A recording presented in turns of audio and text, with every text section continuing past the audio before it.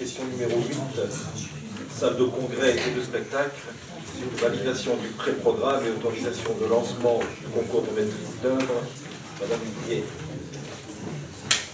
Donc, par délibération du 6 juin 2015, le Conseil de communauté s'est prononcé à la majorité pour la réalisation d'un centre de congrès et d'une salle de spectacle et pour le site d'implantation au centre culturel à Avranches.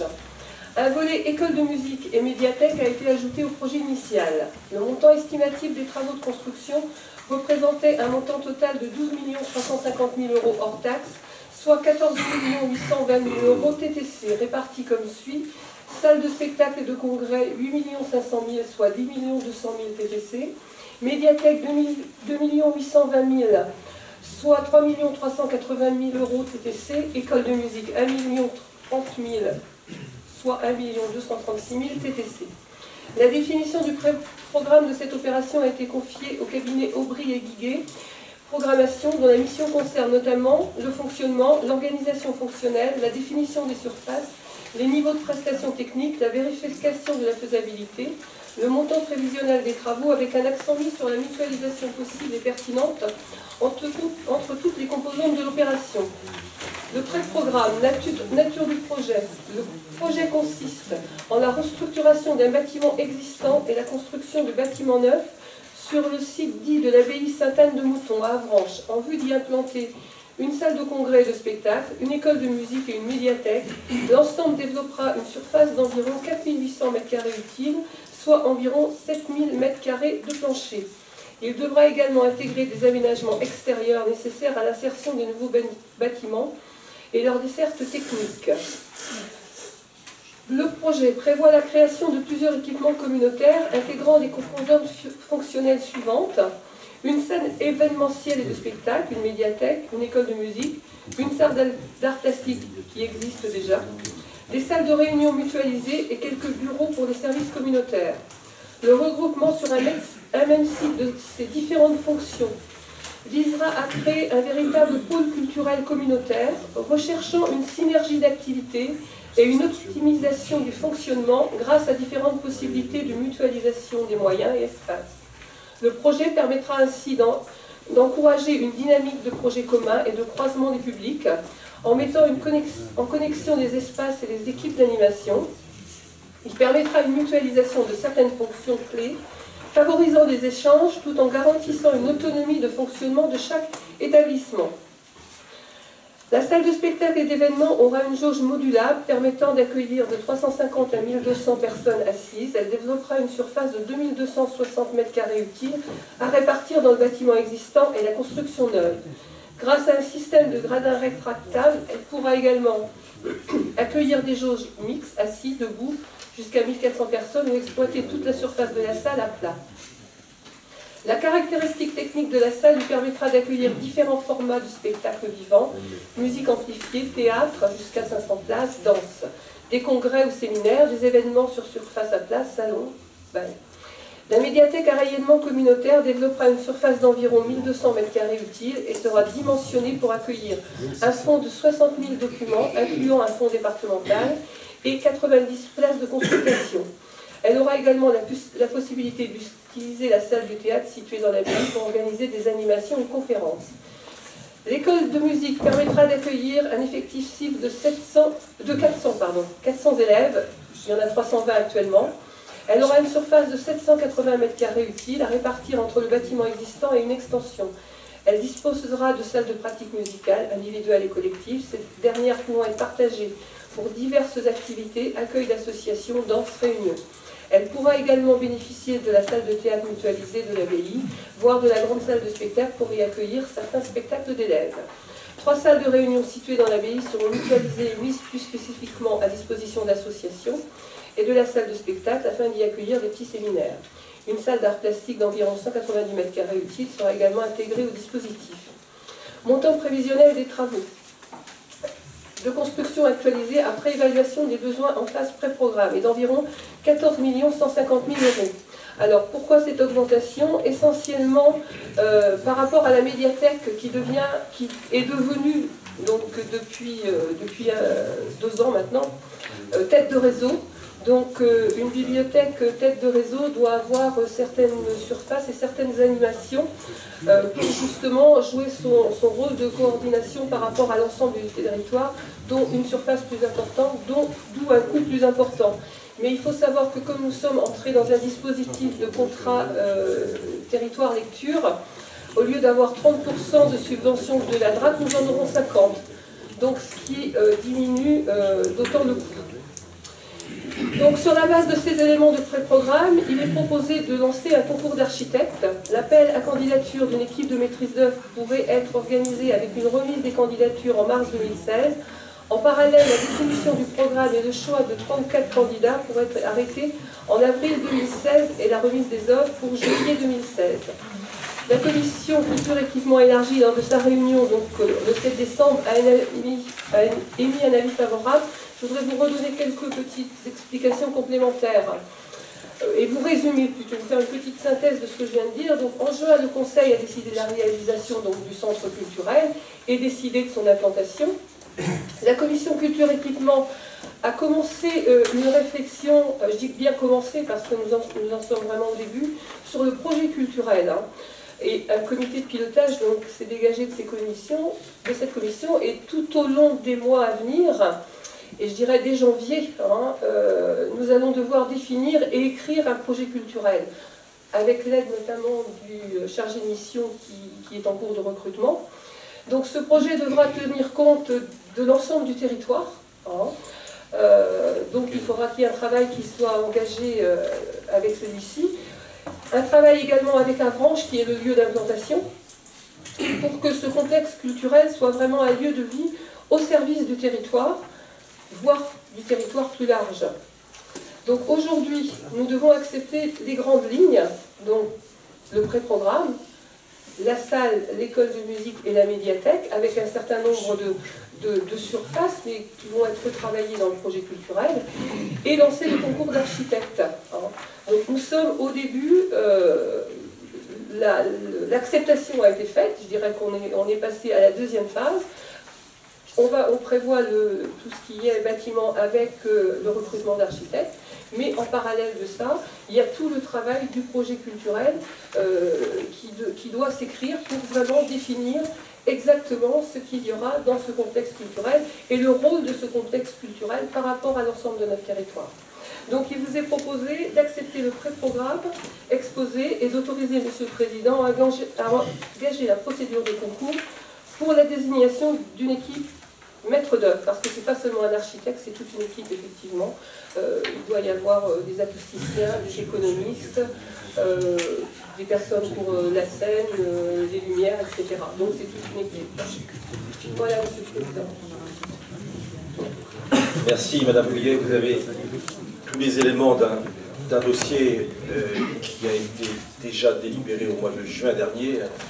J'avais indiqué que je trouvais normal, j'allais dire convenable, plus que convenable, normal, que la nouvelle communauté de communes Avranches-Mont-Saint-Michel, son conseil communautaire, se prononce sur l'opportunité de faire la salle et se prononce également sur le lieu d'implantation. Ce sont des choses qui ont été faites au mois de juin, qui avaient été prédéterminées par l'ancienne communauté commune d'Avranches, mais c'est plus le même format, c'est plus la même communauté, et donc il importait de redélibérer. Et là, on propose donc de lancer le concours de maîtrise d'œuvre dans les termes qui ont été expliqués par Mme Bouillet. Est-ce qu'il y a des interventions, Monsieur Gérard, Nicolas ensuite? Donc je redis ce que j'avais dit, je pense, dans une réunion précédente, c'est que je ne discute pas de la nature du projet, de l'implantation. Moi, je m'inquiète surtout sur les conséquences financières au niveau du budget de la communauté de communes. Dans le DOB 2015, les chiffres qui ont été rappelés ici, le montant global estimé de cette opération est de 13 153 810 € hors taxe. Nous avons reçu le compte-rendu de la commission culture qui a eu lieu le 25 novembre de cette année. Et ce chiffre hors taxe est déjà monté à 15 500 000 €, soit 17% de plus. Et il est précisé dans ce compte-rendu que la somme actualisée contient dorénavant les honoraires et frais divers. Ce qui me surprend parce qu'en même temps, la réception de ce compte-rendu, nous avons eu le diaporama qui a été présenté par le cabinet d'études lors de cette réunion, et le diaporama donc, du cabinet d'études indique que le projet est estimé à 21 19 422 €. Ce qui fait quand même une augmentation de l'estimatif de 60%. À 13 millions, je m'inquiétais.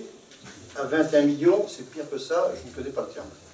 Donc, j'ai bien entendu Marie-France tout à l'heure indiquer qu'il y aurait des subventions complémentaires parce qu'il y a des évolutions dans le projet présenté, mais ça ne peut pas combler cette différence. On est quand même à plus de 8 millions hors taxe d'évolution de cette estimative. Donc, moi je considère que ce projet est prématuré. Ça peut se concevoir, c'est ma position, éventuellement dans le prochain mandat, mais dans celui-ci, je pense que les finances de la communauté de communes ne pourront pas le supporter.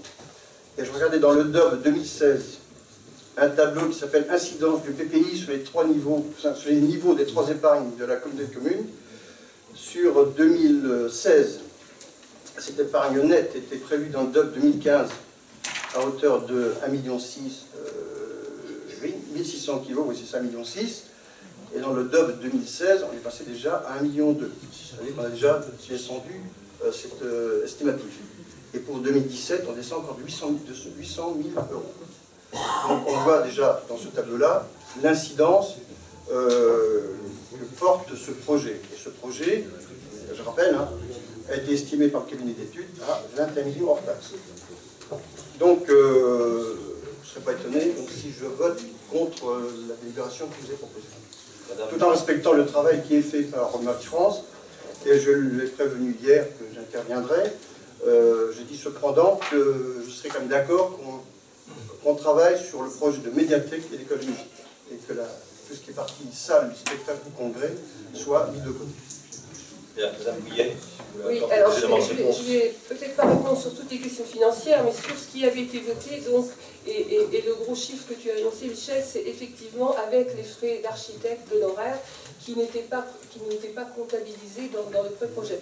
Dans ce que tu as dit aussi, il n'y a aucune subvention d'intégrer. Nous savons, il y a un minimum de 30% de subvention sur l'ensemble du projet, sachant que pour la médiathèque, qui effectivement a augmenté au niveau tarif, nous passons à 50%, plus uniquement de la DRAC, 50%. Donc il y aura, on peut espérer aussi d'autres subventions.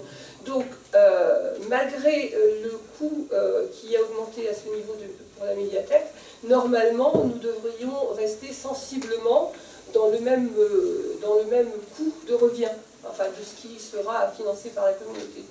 Donc voilà, je pense que là, on a quand même des subventions qui n'étaient pas du tout intégrées dans les chiffres qui ont été donnés, qui ont été mis en avant par le cabinet. Donc voilà, on peut quand même espérer avoir des aides à ce niveau-là, et je pense que du côté financier, c'est ce qui a également été dit. Monsieur Nicolas. Merci. Donc je voulais simplement d'abord signaler la qualité des échanges qui ont lieu dans cette commission culture et équipement élargi. Je remercie au nom des élus d'Avranches, Madame Bouillet, pour des échanges très intéressants qui ont lieu dans cette commission. Alors cela dit, on a beaucoup discuté lors de cette commission début du mois de décembre, et ce qui ressortait de nos débats, c'était des interrogations sur la jauge, hein, sur cette vision technique qui semblait prédominante, même dans la délibération, on le voit encore ce matin, hein, au détriment de la vision du projet culturel. Et ce qui avait été dit de manière quasi unanime dans cette commission, c'est que nous avions, et donc des notes avaient été prises dans ce sens, qui malheureusement n'ont pas été retranscrites dans le compte-rendu de la commission, qu'il fallait, avant de vraiment lancer le concours d'architecte, bien définir les besoins des différentes entités qui allaient composer ce grand complexe culturel, à savoir le volet école de musique, salle de spectacle, et de l'art plastique, et puis médiathèque. Donc je formule à nouveau les vœux qui avaient été réunis en commission, de bien travailler en amont, avant de lancer le concours d'architecte, sur les réels besoins de notre communauté de communes pour ce centre culturel. Nous avons vraiment peur que la machine s'emballe et qu'on ne puisse plus, une fois que les architectes seront retenus, maîtriser les choses. Parce que là, on va recruter de manière contractuelle, sous la forme d'un concours, un cabinet d'architectes qui ensuite travaillera sur ces données. Je pense qu'il est vraiment important, encore une fois, de bien anticiper, on n'est pas 2 mois près, 3 mois près, nos besoins pour ce complexe culturel qui devra répondre vraiment aux besoins de l'ensemble des communes, de la communauté de communes. J'entends tout à fait, je dirais que notre réunion de décembre, c'était notre première étape sur l'écriture du projet culturel qui va se poursuivre. Et effectivement, il est souhaitable que pour le lancement du concours, c'est-à-dire quand il y aura un certain nombre de cabinets d'architectes de retenue, nous ayons effectivement avancé sur ce projet culturel. Je suis tout à fait d'accord avec ça.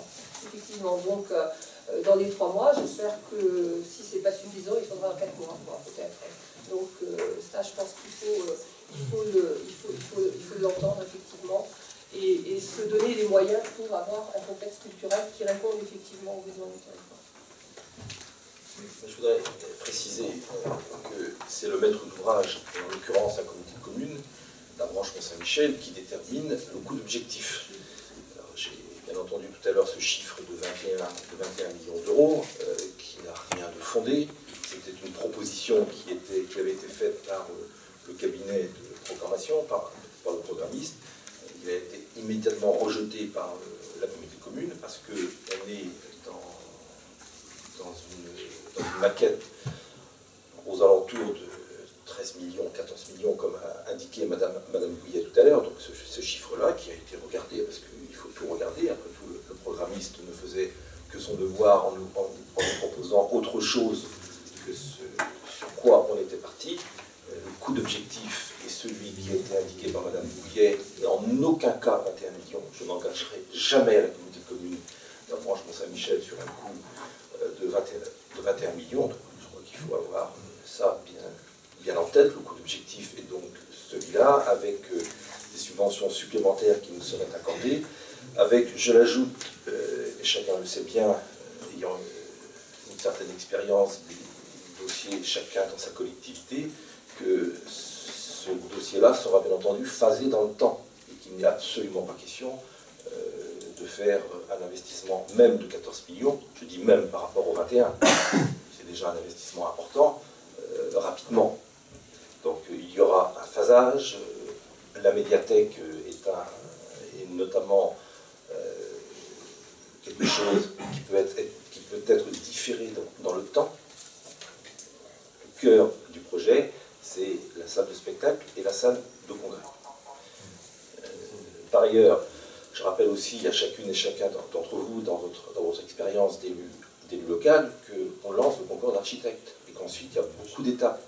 Et que si par hasard il y avait, au moment qui n'est pas venu aujourd'hui, il y avait des mauvaises surprises sur le dépouillement des appels d'offres, le caractère infructueux d'un marché public ou d'une offre ou d'un appel d'offres public, ça existe dans le code des marchés publics. Il faut maintenant, ça fait des années que l'on réfléchit à ce dossier-là, des années. C'est l'ancienne communauté de communes d'Avranches qui l'a fait. Il y a eu un travail long qui a été fait par un programmiste. Il y a eu des échanges entre différentes administrations, des échanges entre nous. Je crois que le moment est venu maintenant de prendre ses responsabilités et de lancer le concours d'architecte qui n'est qu'une étape qui, je l'espère, nous conduira à la construction de la salle, mais il y aura encore un certain nombre d'étapes à passer, et bien entendu, le conseil communautaire sera à chaque fois sollicité. Et le travail se fera au sein de la commission présidée par Mme Bouillet, de façon à ce que l'information circule comme elle a toujours circulé. Je vous remercie d'ailleurs, M. Nicolas, d'avoir indiqué que tout le travail important réalisé par Mme Bouillet et par ceux qui l'entourent a été dans une transparence la plus totale. Est-ce qu'il y a d'autres demandes d'intervention, M. Deligo? Oui, je rejoins complètement Michel Gérard dans ses propos, en commençant par, effectivement, comme lui, féliciter les membres de la commission qui travaillent sur ce gros projet. On nous a fait voter l'opportunité de ce projet-là sur un montant, à l'époque, de 12 millions et quelques de mémoire. Vous avez bien fait de parler de coût d'objectif, parce que c'est bien de ça qu'on parle, un coût d'objectif. Aujourd'hui, on est déjà arrivé à 14 millions et quelques. Ça m'inquiète beaucoup, parce qu'on nous avait présenté aussi un plan de financement sur 4 ans, sur 12 millions, mais pas sur 14 déjà. Donc même s'il y a des subventions, je trouve que ça va très vite dans le mauvais sens, et donc je rejoins complètement M. Gérard. Deligo, permettez-moi d'apporter une précision. Nos voisins Grandvillais, qui ont un projet de complexe aquatique, qui était chiffré à 21 millions d'euros, en sont à 19, compte tenu des procédures d'appel d'offres et du dépouillement des différentes offres qui ont été faites. Nous, on en sera là dans quelques mois simplement. Voilà. Donc on parle bien de coût d'objectif. On n'est pas du tout à 21 millions, je vous ai dit pourquoi tout à l'heure. On est au chiffre indiqué par Mme Bouillet, 14 millions d'euros. Mais c'est au final, vous savez bien, quand on aura dépouillé les offres qui nous auront été adressées, que l'on aura le coût final.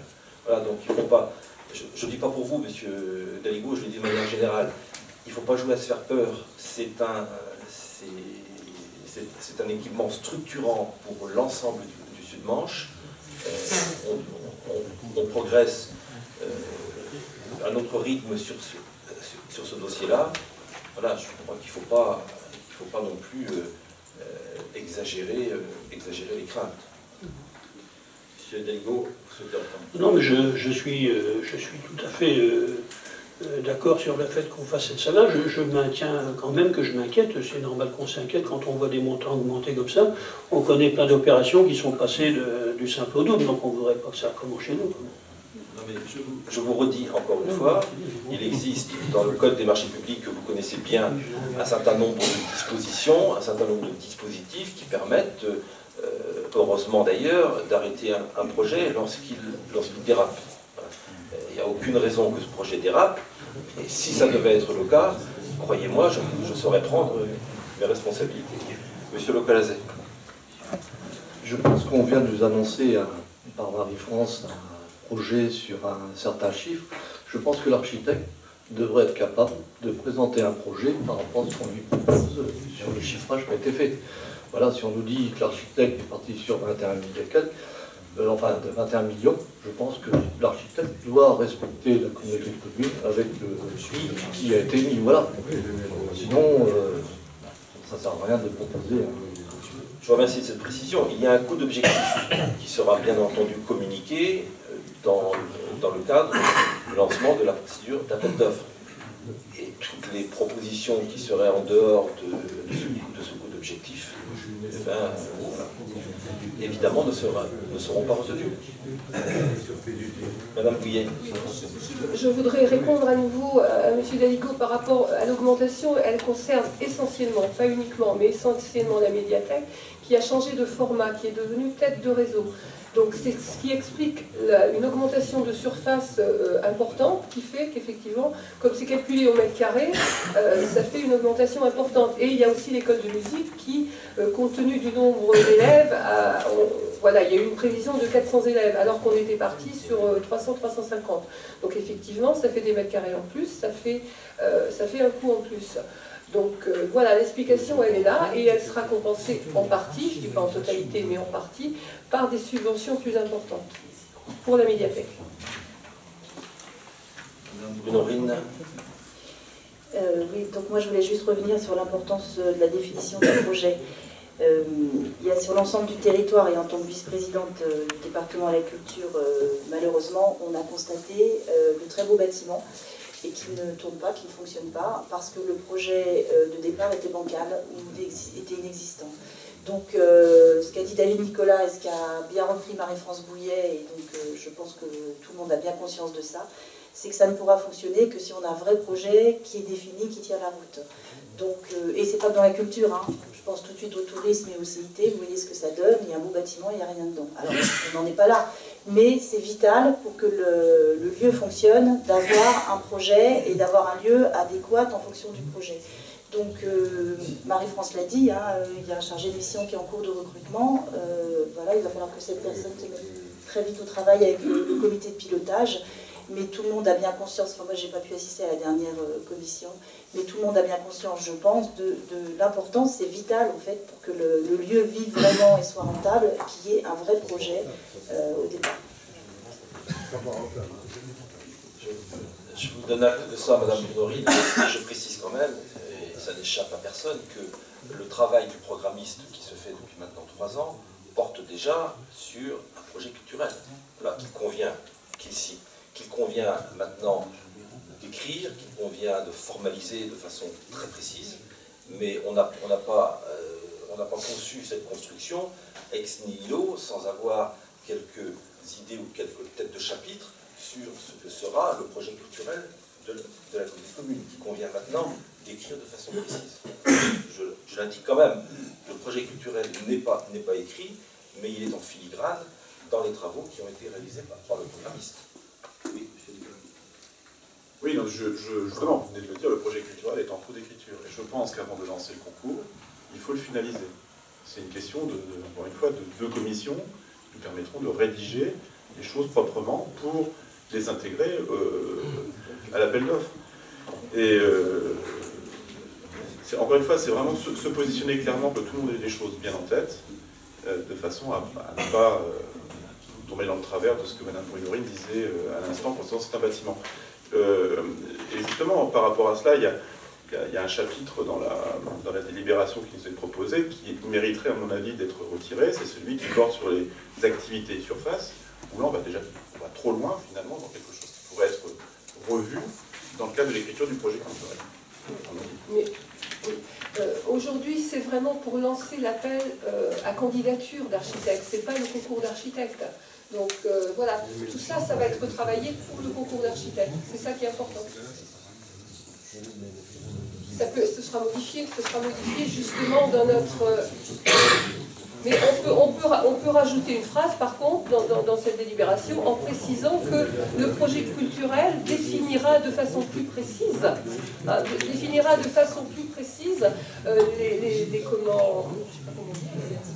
les activités surface et les besoins. Voilà. On peut rajouter peut-être cette ligne dans la délibération pour affiner et permettre d'avoir une délibération qui correspond au moment où nous en sommes. Mais il faut lancer l'appel à candidature aujourd'hui.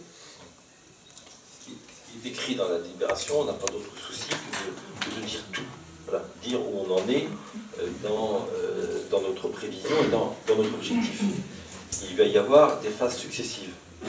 Et le concours d'architecte, lorsqu'il sera lancé, et à fortiori, lorsque le cabinet de maîtrise d'œuvre aura été retenu, évidemment qu'il pourra y avoir un certain nombre d'amodiations à ce qui est écrit ici aujourd'hui. Nous, ce qu'on écrit aujourd'hui, c'est ce que l'on sait.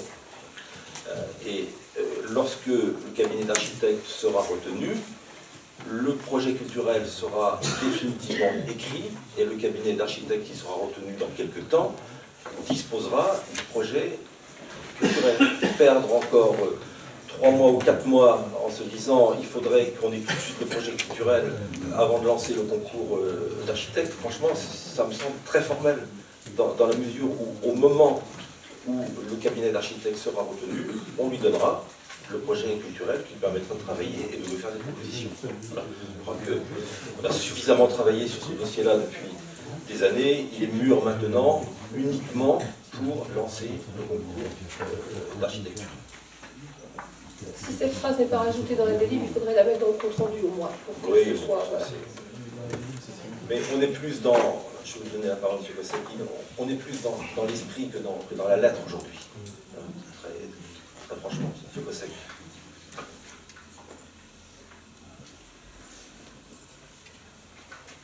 Oui, je pense qu'il est quand même préférable de rajouter une phrase de ce type-là, hein, que qu'un projet culturel est en cours de rédaction et déterminera effectivement le profil et le cadre des travaux. Je pense que ça va mieux en l'écrivant que...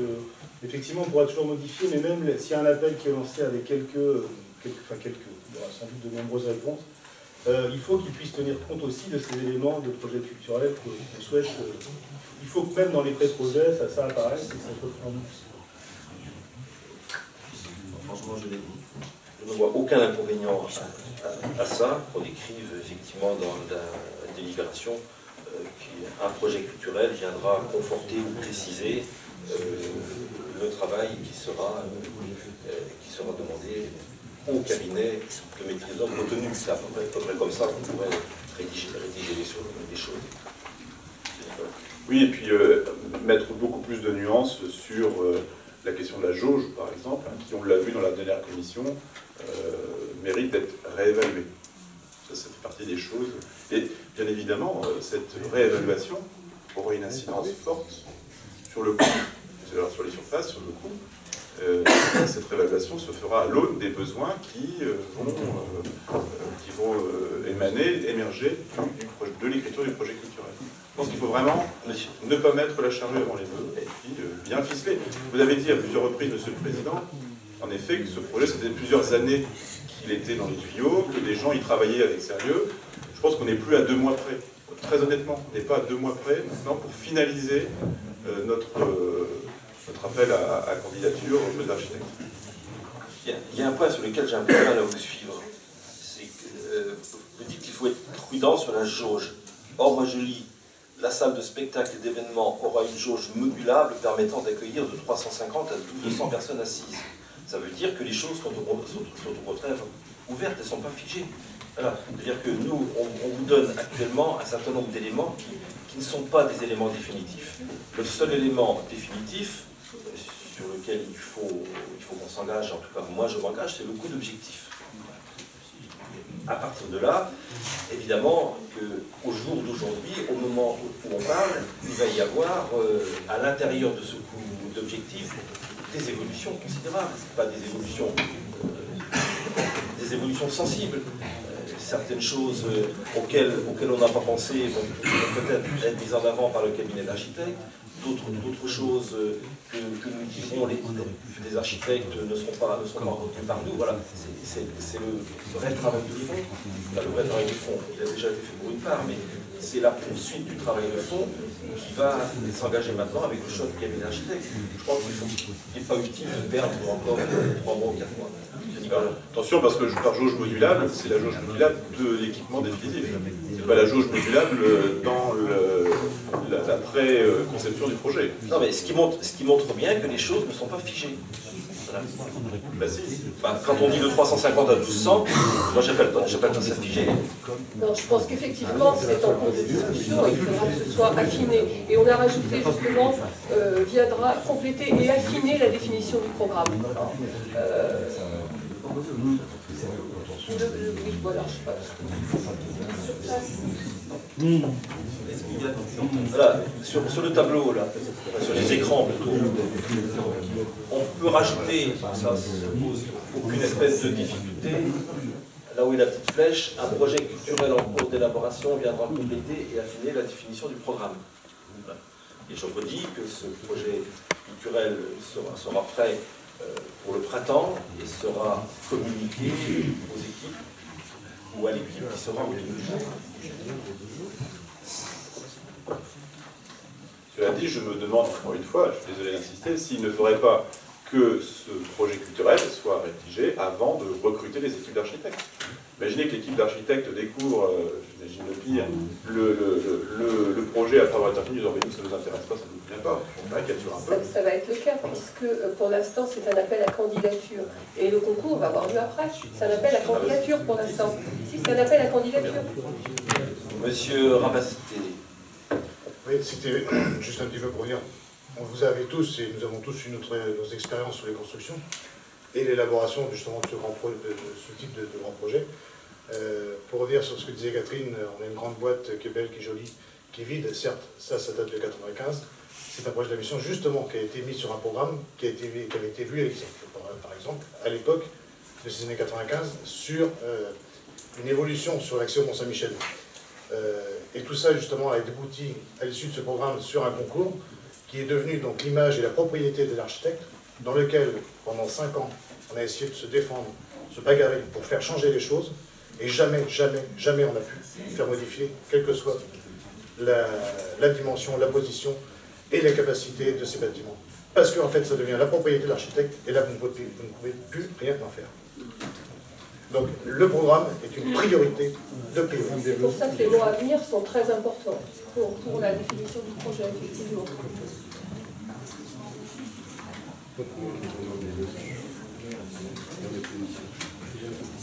Pour être encore... Oui, monsieur Pierrot, je vous donne la parole.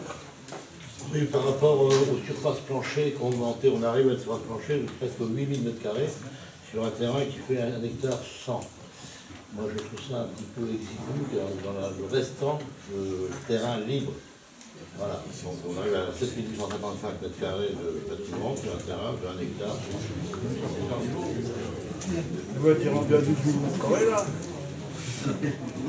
Pour être très précis sur la procédure qui vous est présentée, on a un pré-programme qui a été travaillé et par nous et par le programmiste.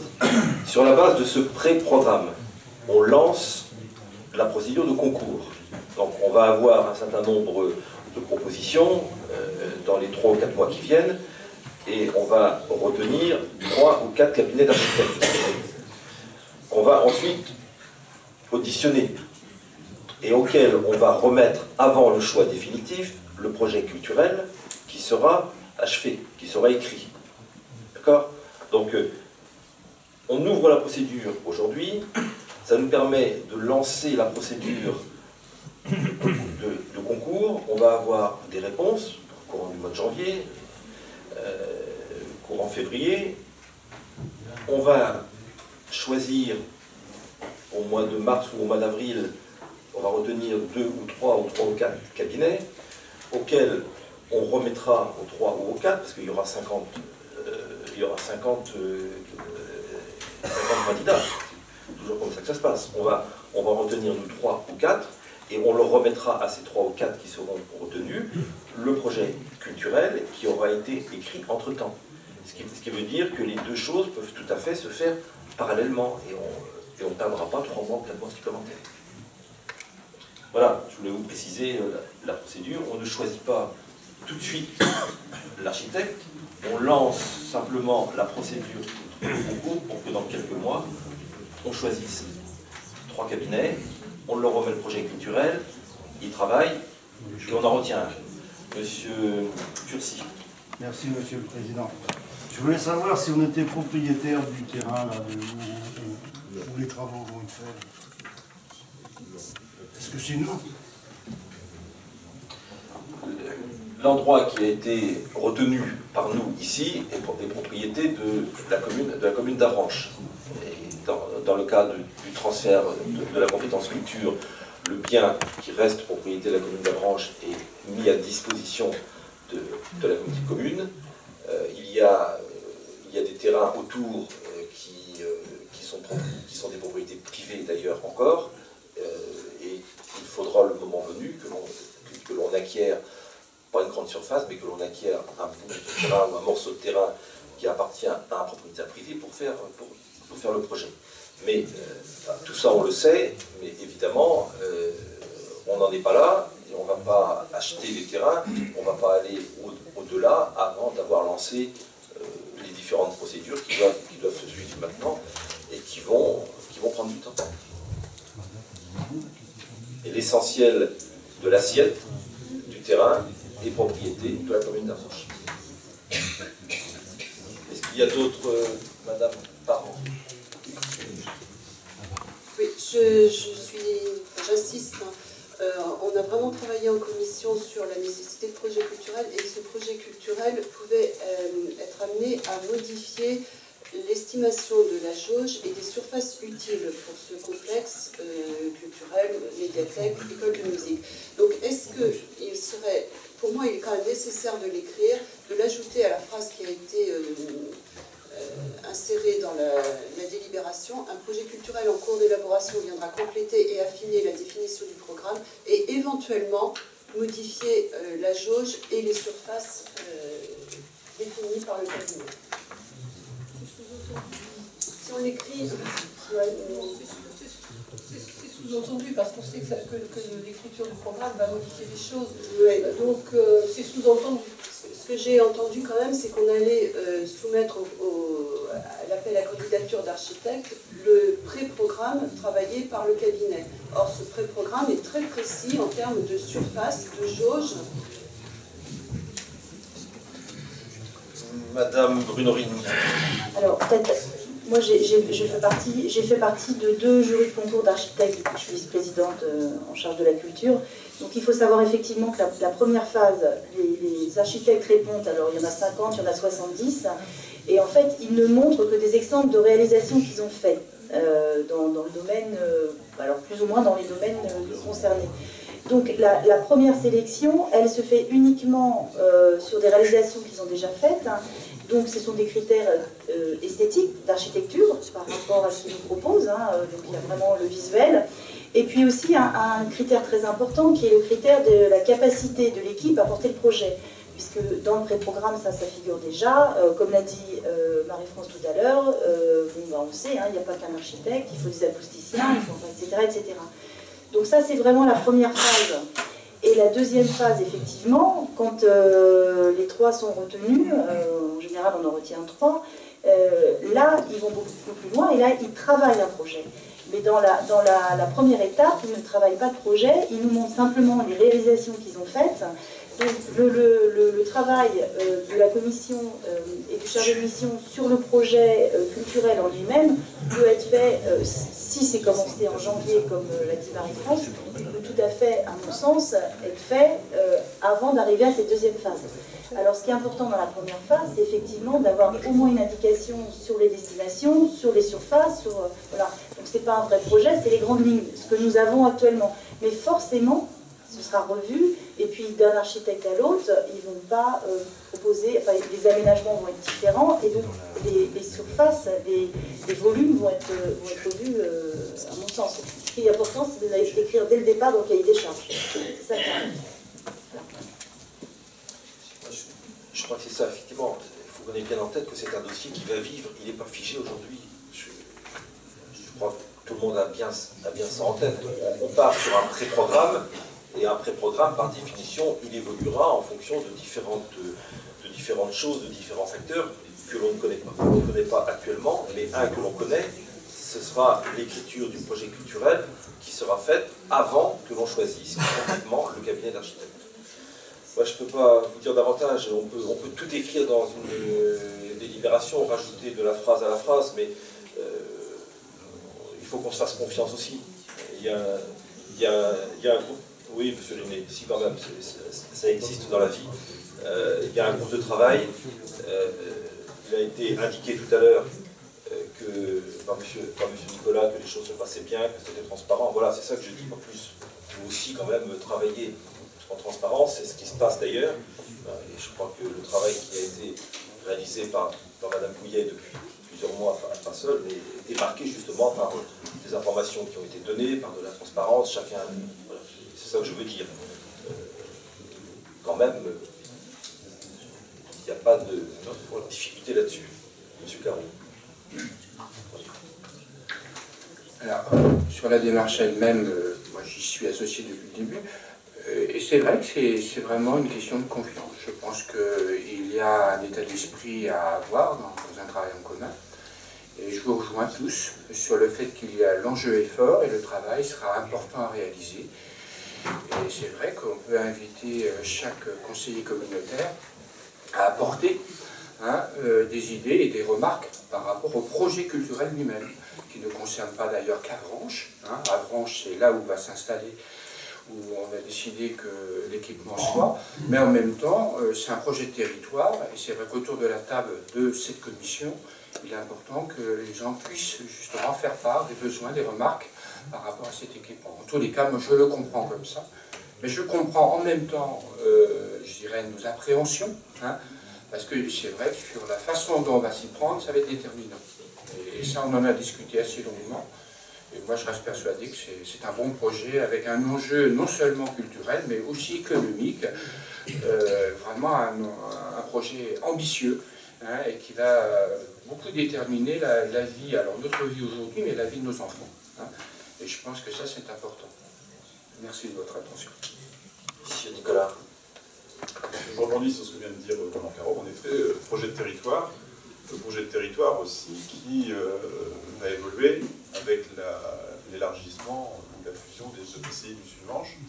Il ne faut pas oublier, par exemple, et c'est quelque chose que nous devrons prendre en compte dans le projet culturel, qu'il y a 19 km d'Avranches à Saint-James, l'espace de Conquérant, qui est un espace où ont déjà lieu des congrès et des spectacles avec des jauges importantes. Je pense que ce genre de données doit être pris en compte précisément dans le projet culturel, de façon à ce que des équipements qui demain appartiendront à la même communauté de communes ne soient concurrents. Je ne dis pas que ce sera systématique, mais c'est toutes ces données qu'il faut prendre dès maintenant en compte pour éviter de créer des doublons sur le territoire. Est-ce qu'il y a d'autres interventions? Je crois que M. Caro a bien résumé les choses.